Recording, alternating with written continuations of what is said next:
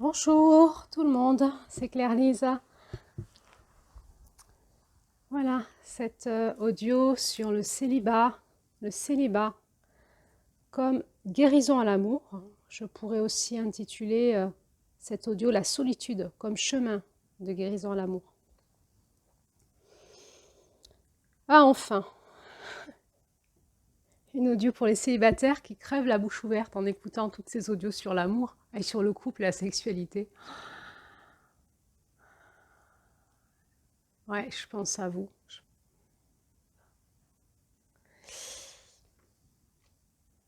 Et on va prendre soin de nous là, dans cet audio.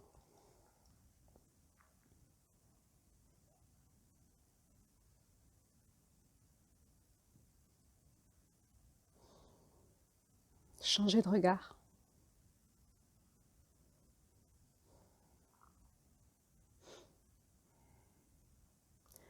Passer peut-être de la notion de l'échec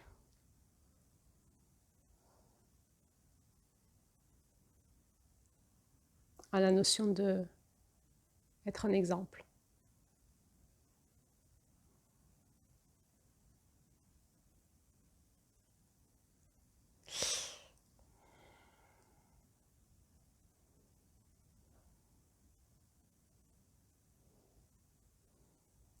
Passer de la notion peut-être de la honte ou de la sensation d'incapacité, peut-être à « et si j'étais dans mon destin ?» ou si j'y allais, si j'étais en cours de route pour y aller. Si j'étais dans mon plein potentiel actuellement dans mon célibat. Alors, je me propose de rentrer avec vous dans cet audio, dans l'écoute de tout ça. Et cet audio s'adresse autant aux célibataires endurcis que aux personnes âgées qui sont veufs ou veuves plus jeunes d'ailleurs, hein, que aux célibataires, au célibat subi, au célibat choisi, qu'aux personnes en couple qui se posent des questions aussi.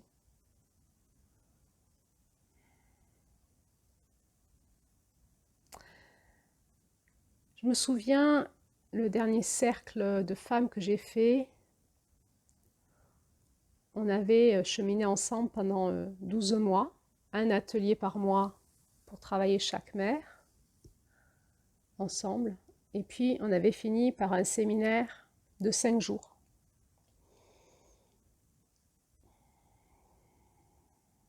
Pour aller un peu plus loin ensemble dans cette 13e mère, le centre. Et se donner les moyens pour rentrer dans cette fréquence du soi. Et petit à petit, faire tomber les voiles pour se rencontrer vraiment soi. Et donc, il y avait comme ça tout un processus dans le séminaire pendant 5 jours. Et à un moment, on était comme ça dans une salle ronde, une grande salle ronde en bois, et on avait affiché tout autour de la salle, en lien avec les directions, des mandalas que chaque femme avait fait chaque mois, qui représentaient son expérience du mois avec la mère. Et puis, elles avaient été invitées à les retravailler pour les réaffiner, en fait, leur harmonisation avec chaque mère avant le séminaire, puisqu'évidemment, le travail avait amené une évolution en un an, en elle.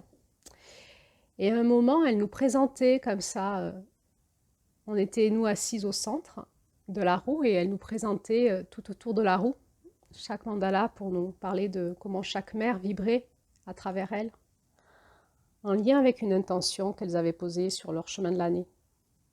Et on était toutes comme ça assis au centre et on écoutait chaque femme nous parler finalement d'elle dans toutes ses dimensions pour ensuite entendre dans son centre finalement ce que ça faisait.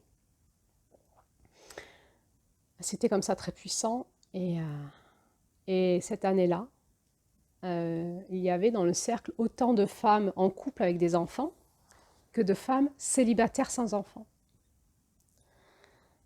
Et on avait vécu à ce moment-là quelque chose d'un peu extraordinaire pour moi. On avait écouté chacune nous parler de ses souffrances de femmes. Pour les femmes en couple, la souffrance du couple, la souffrance d'être mère, de se perdre avec ses enfants dans cet être mère, de souffrir dans sa dimension d'être maman. Et puis on avait écouté les autres femmes, et ça s'était mis comme ça, imbriqué, comme ça, sans... On n'avait pas mis d'un côté les femmes célibataires et de l'autre côté les femmes en couple, hein, ça s'était mis comme ça. Et chacune parlait quand elle voulait d'elle, donc ça s'était mélangé. Et on avait écouté comme ça les femmes célibataires qui parlaient de leur souffrance du célibat et leur souffrance de ne pas avoir d'enfants. Et nous, on était là au centre, on les écoutait toutes, les unes après les autres, et à un moment, tout le groupe s'est mis à pleurer. On pleurait ensemble, parce qu'on parlait de la même chose. On parlait de notre souffrance à l'amour, notre souffrance au manque d'amour, à la séparation de l'amour, notre souffrance de femme perdue, de femme en déséquilibre. Et comme ça, on était tout au centre en train de pleurer et par nos larmes, on célébrait l'amour. Et pour moi, c'était juste incroyable de me dire, mais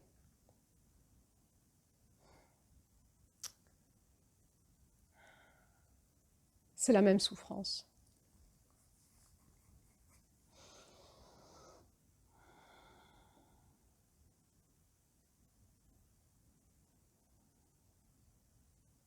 Pourquoi le célibat peut être une chance, du coup? C'est ça dont je voudrais parler dans cet audio. C'est une chance, mais c'est aussi, ça peut être une décision. Ça peut être une audace et un courage et un redressement du masculin. Et pourquoi on peut des fois porter honneur aux personnes célibataires? Parce qu'elles sont parfois dans un chemin de face à elles-mêmes que beaucoup de personnes fuient. On le voit dans ce conte, elle est en couple. Ensuite, elle va avoir cette période, elle est en couple et en famille. Ensuite, elle va avoir cette période seule. Et là, elle sombre. Et elle va utiliser les hommes pour combler ses manques. Elle va faire du carnage. Hein. Et à un moment, elle n'en peut plus. Elle arrive au bout du truc. Elle veut se suicider. Et là, elle ne peut pas, en fait. Et la vie lui montre un face-à-face. La fait aller la fait plonger dans son inconscient. Quand elle plonge dans les remous de la mer, là, et qu'elle tourne, la vie lui fait aller dans les remous de son inconscient pour prendre conscience déjà du carnage qu'elle faisait autour d'elle, dans les scénarios qu'elle avait mis en place pour combler ses blessures de manque et comment elle utilisait les autres, comment elle mangeait les autres, et le carnage qu'elle avait fait, les cœurs qu'elle avait brisés.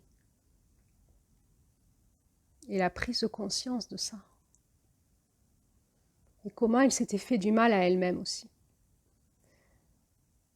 Et la vie l'avait amenée dans cette période de célibat, dans ce face-à-face à elle-même, à les regarder. Comment ça fonctionnait en elle. Les prises de conscience, toutes les émotions qu'elle a traversées pour aller finalement passer toutes les étapes de guérison de son cœur jusqu'à se pardonner d'avoir utilisé les autres et d'avoir créé de la souffrance chez les autres pour combler un petit peu la sienne, juste un petit peu. Ça n'avait pas marché finalement, elle en est arrivée au suicide. Et puis ensuite, elle avait dû apprendre à se pardonner du mal qu'elle avait fait aux autres. et finalement à se pardonner du mal qu'elle s'était fait elle-même. Et ensuite, hein, dans le conte, elle va entamer une nouvelle roue, une nouvelle mission, un nouveau service. Et elle va se mettre au service des autres, des couples, des hommes, des femmes, des tribus, pour leur enseigner ce qu'elle avait compris.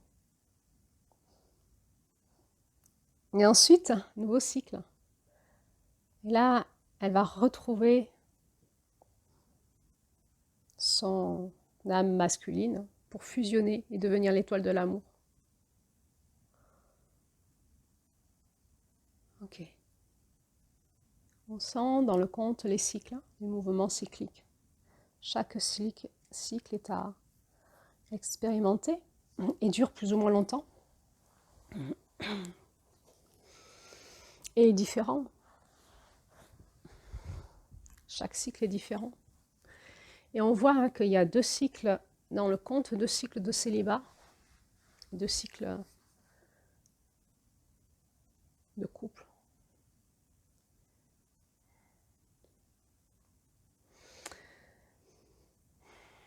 Alors j'aimerais explorer avec vous le célibat ou la solitude comme chemin de guérison à l'amour. Alors commencez déjà par dire il y a plusieurs types de célibat. J'en ai déjà parlé en début, je vais un peu me répéter, mais c'est important. C'est important qu'on prenne conscience dans quel type de célibat on est. Il y a le célibat choisi, et il est choisi plus ou moins consciemment. Il peut être choisi consciemment, comme étant un temps de recul, d'introspection, de guérison à soi, d'arrêt des jeux relationnels avec les autres dans la dépendance affective, dans les scénarios d'attachement, dans les jeux relationnels toxiques, de retrouver des confusions, hein, des fusions pour sortir de la confusion, retrouver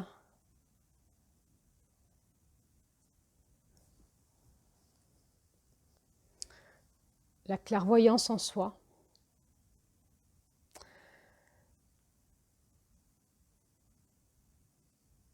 Ok, alors souvent ce célibat-là, il est assez productif et assez bien accepté. Ensuite, il y a le célibat voulu mais non conscientisé. C'est-à-dire que les personnes qui viennent au cabinet avec la demande de trouver un compagnon ou une compagne, quand on regarde dans leur inconscient comment ça fonctionne, il y a beaucoup de verrous. Il y a beaucoup de verrous. Il y a une peur, plein de peurs différentes hein, sur les personnes.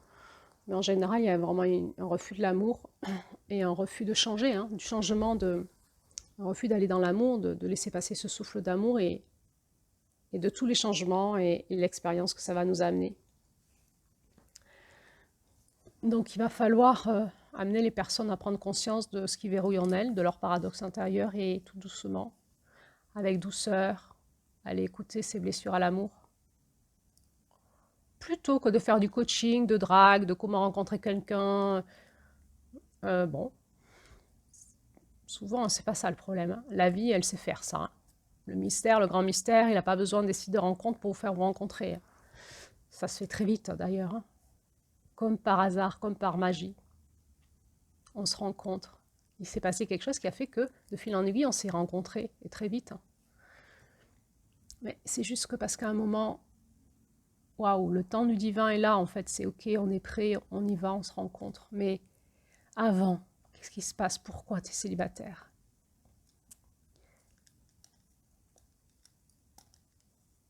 Alors évidemment, on peut aller dans le célibat écouter, hein, toutes ces tentatives de rencontrer quelqu'un par les sites de rencontre, souvent c'est ce qui se passe aujourd'hui. Et les déceptions, et du coup on cumule les déceptions, à un moment on n'y croit plus, mais juste ça, la répétition de ce schéma, quand on l'examine dans les profondeurs, c'est juste un verrou qui tourne et qui tourne. Pourquoi tu rencontres tel type d'homme? Pourquoi tu dis oui à tel type d'homme? Pourquoi tu t'essaies avec tel type d'homme ou de femme? c'est comme ça, se donner l'opportunité de prendre du recul et une écoute intérieure, un ralentissement, et d'écouter sur tous les plans qu'est-ce qui se passe.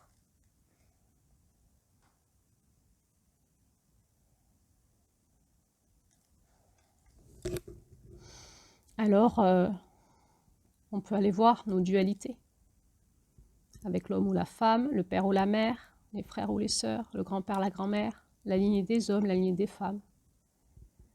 On peut aller voir nos blessures sexuelles.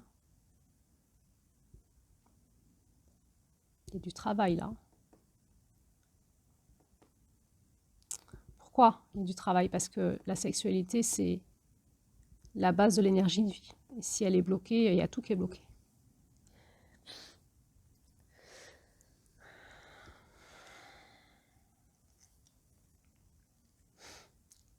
Et là, je vous renvoie sur les audios sur la sexualité. On va aller voir les blessures d'âme, les blessures karmiques, les blessures relationnelles, les blessures de manipulation, de perversion, d'emprise, les relations toxiques. Tous les programmes relationnels qui sont encore là pour faire de l'évitement. On va aller voir comment ça se passe avec les ancêtres. Est-ce que je suis autorisée par mes ancêtres à être en couple? Là aussi, il y a un mystère. Il y a une équipe cosmique à aller voir. Quand tout ça est travaillé, la rencontre se fait.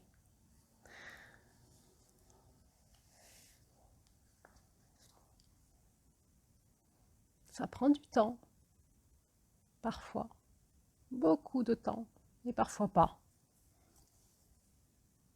Parfois ça va très vite. Et parfois ça prend beaucoup de temps. Au rythme de la roue.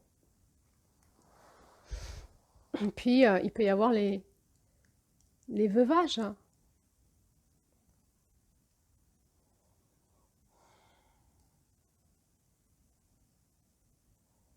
Le grand deuil. Suivant l'âge qu'on a.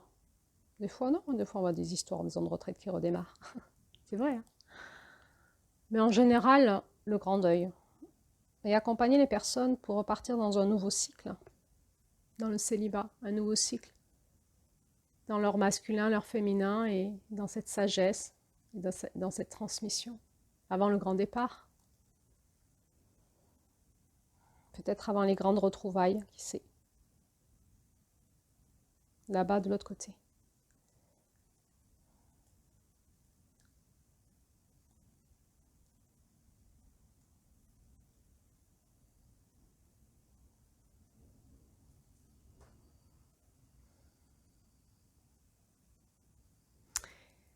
Bon. Puis il y a aussi ce célibat qui est peut-être un célibat qui paraît être subi, qui fait partie du destin. Alors soit le célibat est complètement accepté, assumé, et youpi ou youpla là là, on fait ce qu'on veut et il se passe plein de choses et la personne n'en souffre pas et c'est pas là-dessus qu'elle consulte si elle est en cabinet ou c'est pas ce dont elle parle avec ses amis, donc ça fait pas partie du sujet là. Parce que ça fait partie du destin, la personne a quelque chose à faire avec ce célibat et le couple n'est pas du tout au centre de sa vie, du coup tout va bien. Soit le couple est au centre de sa vie, mais ô combien au centre de sa vie. C'est comme le désir le plus profond de son âme qui appelle et qui pleure. L'énergie de juillet et rien.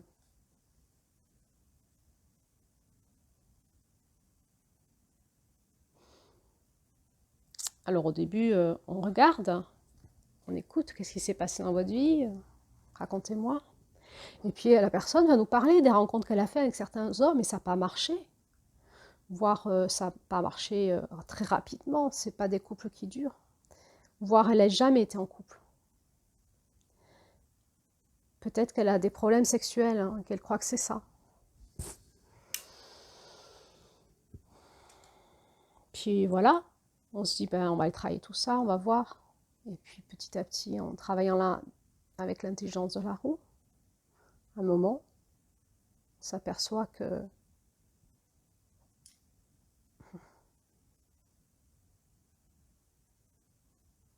c'est dans son onde de forme.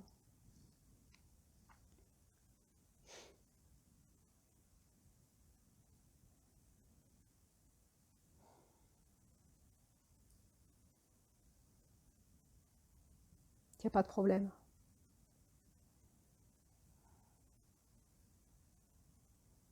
Et alors on va devoir l'accompagner dans ce chaos de la mer, dans ce chaos des émotions, dans ce chaos de deuil.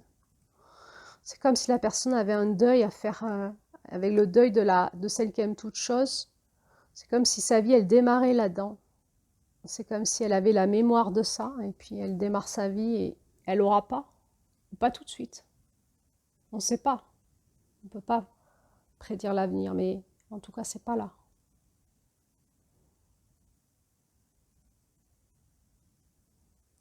Et là, les personnes, elles vivent l'enfer.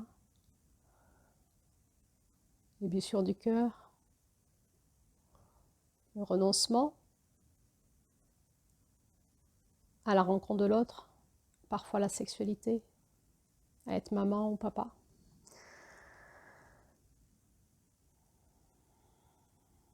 Et on va être dans des très, très, très hautes souffrances. Du cœur, de l'âme, des corps, de l'esprit. Et on va tourner et tourner dans les vagues. Jusqu'à la guérison du cœur, du corps, des âmes et de l'esprit du coup.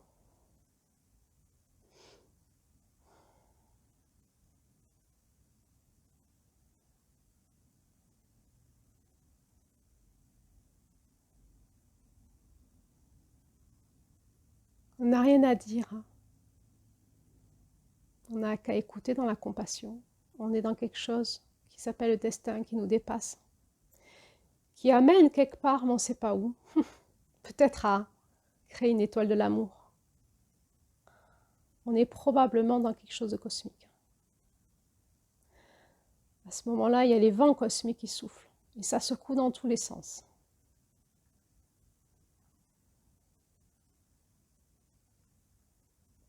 Et il faut tenir. On écoute dans notre cœur ce que nous dit le divin. On ne comprend pas tout. On peut déjà s'ouvrir et pleurer de compassion. Quelle souffrance que la solitude. Vous savez, il y a des psychiatres qui nous disent que la solitude, c'est aussi traumatisant que le plus grand des traumatismes psychologiques. Surtout si elle est de longue haleine. L'être humain n'est pas fait pour être seul. La solitude, c'est une des plus grandes épreuves qu'a traversé un être humain. Si elle n'est pas choisie, si c'est une épreuve initiatique. C'est la traversée du désert. Et c'est une rencontre avec soi-même. Alors au début, peut-être que si on sort d'un couple dysfonctionnel ou qu'on a eu beaucoup de charges dans notre couple, tout d'un coup, il y a comme ce vent de liberté qui souffle. Et waouh, la solitude, c'est génial, je fais ce que je veux. J'utilise mon argent comme je veux, j'utilise mes journées comme je veux, je regarde le film que je veux, je mange ce que je veux,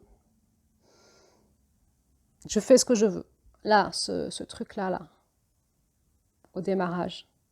Et un vent de liberté. Peut-être que c'est le rééquilibrage. Peut-être si on a été dans une famille ou un couple où on était un peu trop dans le don de soi, et dans le fait qu'on n'existait plus, qu'on s'était perdu, qu'on donnait tout à nos enfants ou à notre famille, à notre couple. Tout d'un coup, dans cette période de séparation, c'est youhou, mais qu'est-ce que ça fait du bien de revenir à soi et de faire ce que je veux. Et du coup, là, il peut y avoir une garde alternée qui se met en route, par exemple. Et les semaines où j'ai pas mes enfants, c'est vraiment la reprise de l'adolescence qui est là. Hein. On fait la fête. Hein. Un temps, Puis après, il y a ce questionnement qui arrive. Bon, déjà, peut-être que la solitude va pas rester longtemps parce qu'on va faire une autre rencontre. Et puis, suivant où on en est dans nos espaces de maturation dans le couple, bon, si on n'a pas envie de rester seul, on va réutiliser la rencontre pour combler nos manques affectifs, nos vides, etc. Et puis, c'est reparti pour un tour avec l'autre. Un tour, peut-être un tour au-dessus dans la spirale. Donc, peut-être ça sera pas la même chose, un peu mieux. Un cran de plus mieux. Puis petit à petit, on va entendre parler des mêmes choses, en fait, que l'ancien couple. Ou pas, peut-être qu'avec cette personne rencontrée, il y a un souffle qui est passé. Peut-être que les deux sont OK pour se laisser embarquer par le souffle, là où c'était pas possible avec l'autre couple. Alors, c'est possible. Mais là, je vais parler du célibat qui va durer. Peut-être qu'on va rencontrer un petit peu comme ça, des rencontres un peu très rapides, hein, comme ça. Mais qu'au fond, le célibat est là, s'installe. Et à un moment, il y a ce questionnement de sens qui va se mettre en route. À quoi ça sert d'être seul? Ça n'a aucun sens. À quoi ça sert d'être un être humain, un homme ou une femme, et d'être seul?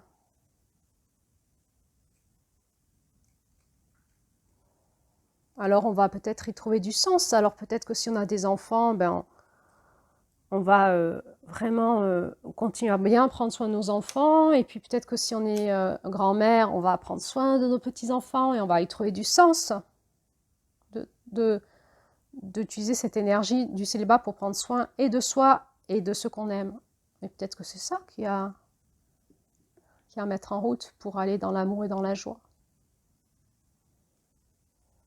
Peut-être qu'on va trouver du sens pour enfin se donner l'opportunité d'aller dans sa créativité et d'aller un peu plus dans ses dons et ses potentiels et de donner à soi et aux autres la réalité de qui on est dans notre centre, ce qu'on ne pouvait pas faire parce qu'on était trop occupé, trop aspiré, englouti dans un couple ou une famille ou un rythme de vie qui ne permettait pas à la femme d'exprimer qui elle était vraiment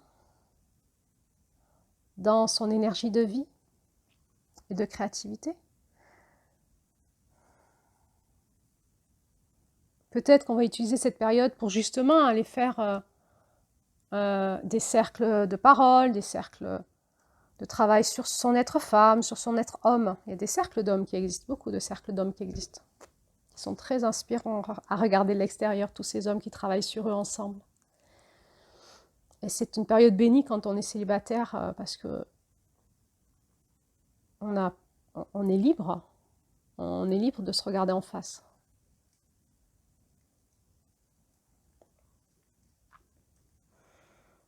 Peut-être que on va développer un projet, une passion. On va se mettre à fond dans le sport, dans l'art, dans la musique, dans le voyage, je sais pas quoi.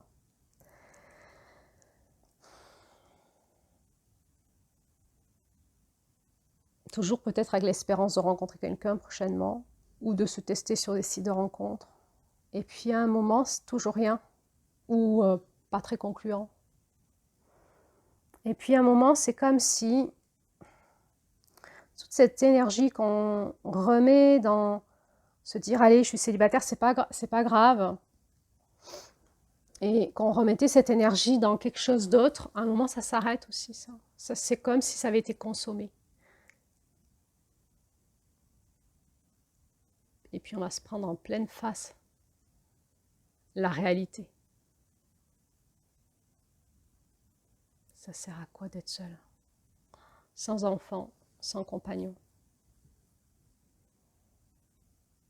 Ou d'être seul en tant qu'homme, avec tout cet amour que j'ai à donner, toute cette présence qui est en moi, tout ce potentiel. Quel est le sens? Ça va être accentué par nos amis qui sont en couple, par des cercles de femmes où les autres nous racontent leurs problèmes de couple et leurs problèmes d'être mère et que nous, non. Ça va être accentué par des films qu'on regarde, des livres qu'on lit. Si on va au restaurant toute seule ou tout seul, on regarde les couples autour de nous. en vacances, en camping, est-ce qu'on va avoir le courage de traverser notre solitude en conscience, de ne pas la fuir, d'aller au resto, au cinéma, en vacances seule? Pas parce que je vais être courageuse, mais parce que je prends en main ma vie dans ma solitude et j'avance. Je m'offre la vie. Je me dis pas, tiens, ben, je suis seule, je pars pas en vacances. Tiens, ben, je suis seule, je vais pas au cinéma. Tiens, ben, je suis seule, tiens, là, j'aimerais bien me faire un petit resto, mais bon, là, s'il y avait quelqu'un avec moi, je ferais, mais là, je suis seule, je vais pas le faire quand même. Non, je le fais, je me l'offre. Je, je vais travailler mon couple intérieur.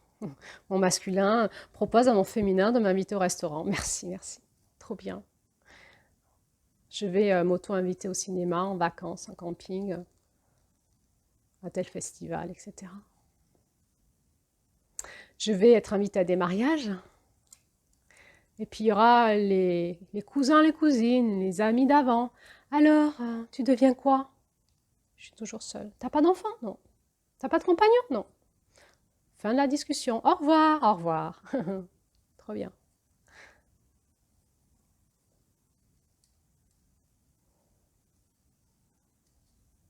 Jusqu'au moment où le cœur va se mettre à pleurer. Il n'y a plus de solution, il n'y a plus d'adaptation. On va rentrer dans le creuset de la blessure. On va s'y engouffrer dedans. On n'a plus le choix.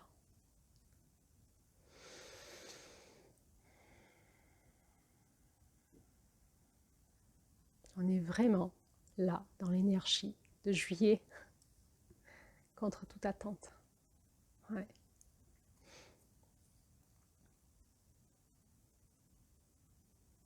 Probablement qu'on va rencontrer son ombre, hein. Cette partie-là de nous qui nous autodétruisait. On aura lâché prise à nos adaptations, à tout ce qu'on se racontait. Alors, il y aura eu les trucs qu'on se racontait en négatif. J'ai pas de chance, j'y arrive pas, je me fais avoir, je comprends pas pourquoi je tombe toujours sur ce type d'homme, gna gna, ou ce type de femme, etc. Et puis il y aura l'autre côté qui disait c'est pas grave, je me prends en main, je vais quand même être heureux célibataire, pensée positive. Tout ça, ça s'écroule.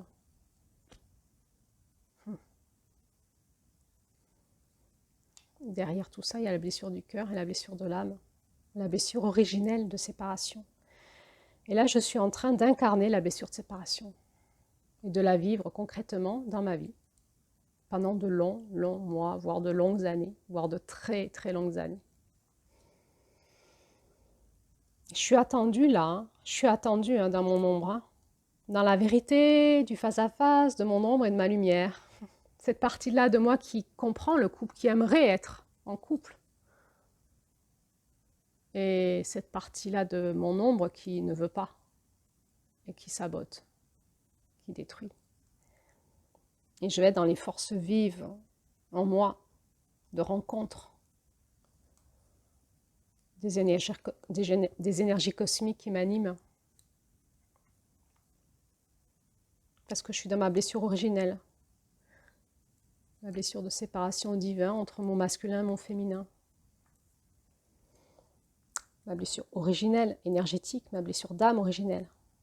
Pourquoi c'est cosmique? Parce que ça dépasse l'entendement. On n'est pas que sur un plan terrestre. On est sur un plan multidimensionnel.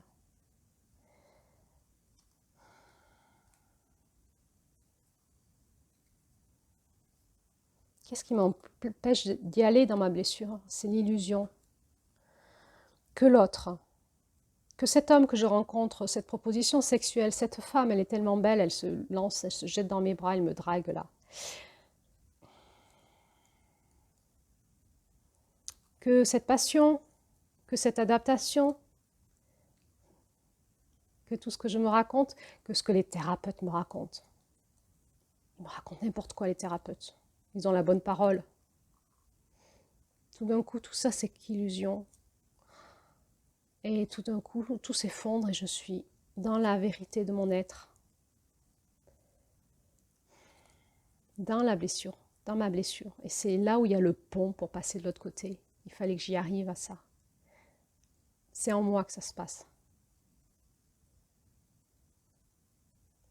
faut que je mette un point que je traverse. C'est irréparable. C'est un gouffre.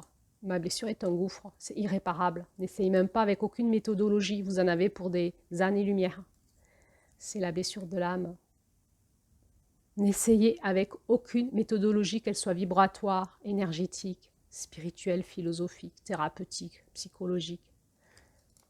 Vous en avez pour des années-lumière.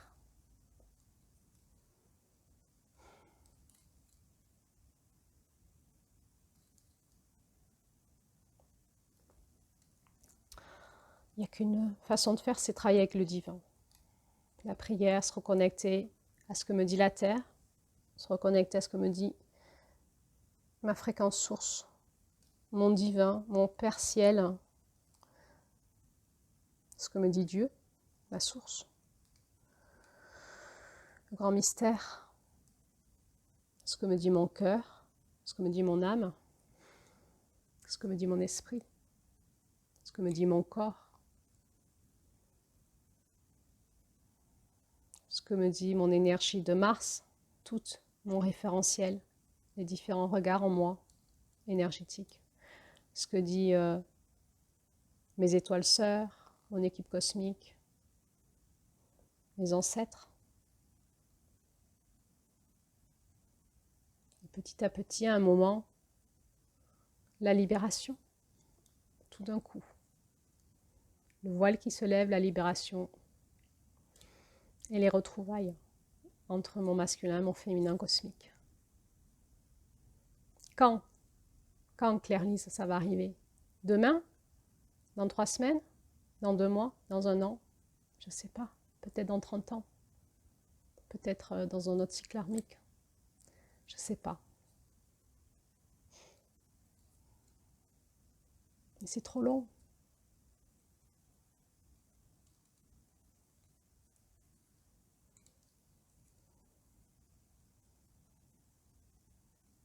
La compassion.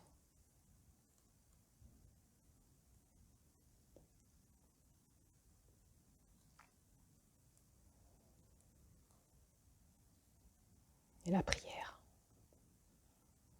Demandez la bénédiction. Le soutien. La consolation. La tendresse. Et ça se fait. C'est le divin, là, qui prend en charge. Ça nous dépasse. Il faut se mettre dans les bras du divin, là. On est en plein cœur de la souffrance de l'être humain. Il n'est pas fait pour être seul. Il n'a pas été fait pour être seul, sans enfant. Alors là, il faut se remettre dans les bras du divin. Totalement. Et ça se fait.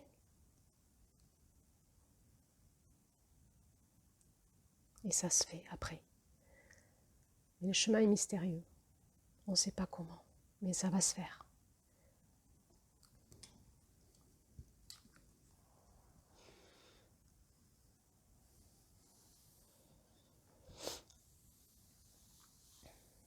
Alors voilà, je crois que la solitude ou le célibat, c'est un chemin de guérison qui demande parfois beaucoup de courage, d'audace, un masculin très, très, très en place pour pouvoir le tenir dans la durée et pour monter en éveil de conscience jusqu'au dans ces espaces cosmiques, pouvoir tenir dans son corps ces fréquences-là et pouvoir diffuser sur la terre cet amour à travers nous jusqu'au temps des retrouvailles.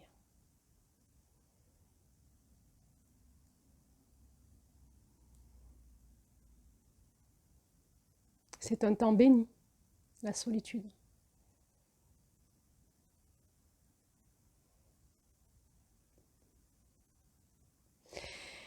Et c'est aussi un cadeau que nous fait cette société. Avant, les personnes célibataires étaient montrées du doigt, les Catherinettes, vous vous souvenez? Maintenant, on a le choix. On peut choisir le célibat. Même si on a été en couple, on peut choisir le célibat à un moment.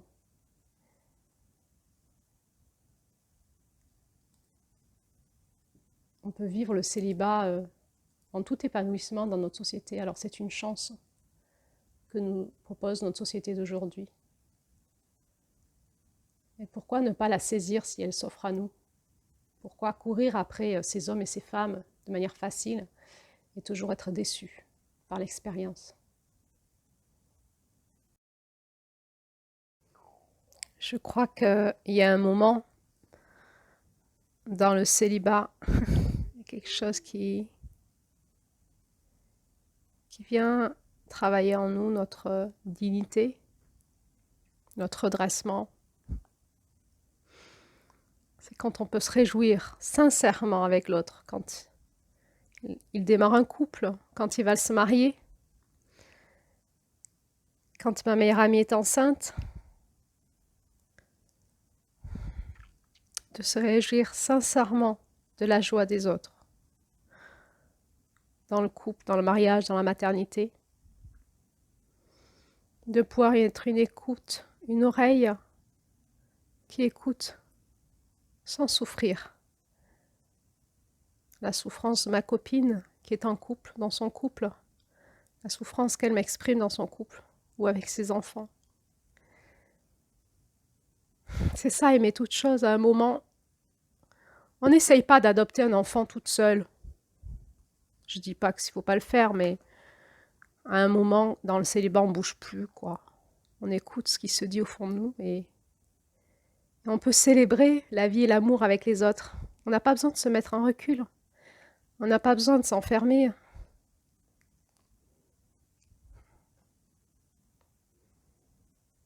On peut se réjouir sincèrement. Quand le souffle d'amour passe, on peut klaxonner joyeusement dans un cortège de mariage.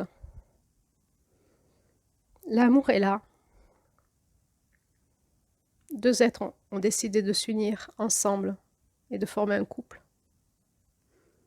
On peut être ses témoins vivants de l'amour.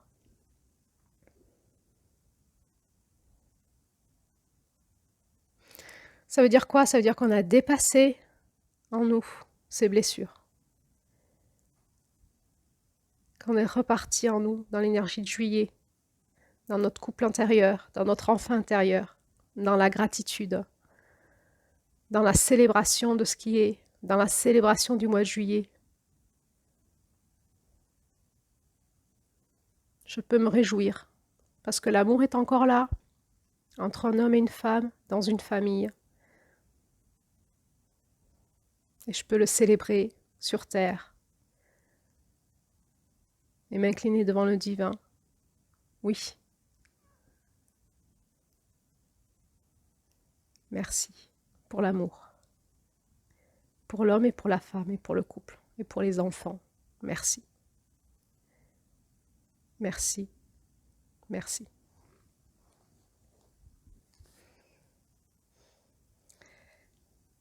Voilà. Alors, prochaine vidéo audio. Eh bien, c'est la rencontre des hommes et des femmes aujourd'hui. Où sont les hommes? Les femmes, es-tu prête? Merci. Likez, partagez si vous avez aimé. Mettez des commentaires. Posez vos témoignages. Parlez, exprimez-vous. On vous écoute. Merci pour votre présence.